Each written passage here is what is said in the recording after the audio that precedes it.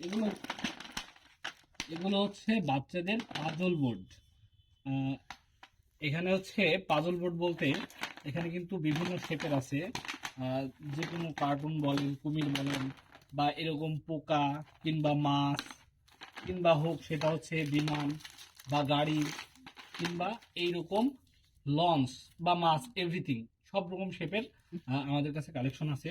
তো এইটা হচ্ছে আপনার বাচ্চা যারা মোবাইলে আসক্ত, যেসব বাচ্চারা সবসময় মোবাইল টিপতে ব্যস্ত, তাদের মাথার মেধা বিকাশের জন্য মেইনলি এটা করা হয়েছে, বাচ্চাদের মেধা বিকাশের জন্য, প্লাস বাচ্চাকে ব্যস্ত রাখার জন্য। দেখুন একটা কুমির, এটা, এই কুমিরটা কিন্তু 10টা খণ্ডে বিভক্ত। আপনি যখন এই 10টা খণ্ড আলাদা আলাদা করে দেবেন আপনার বাচ্চাকে, তখন কিন্তু আপনার বাচ্চা এটাতে মেধা দিয়ে একটা একটা করে সে শেপ দিয়ে সে এই কুমিরটাকে আহ, এখানে কুমিরের আকৃতি দেবে। এখানে কিন্তু তার মেধার বিকাশটা যেমন হবে, তেমন তার সময়টাও কিন্তু এখানে যাবে।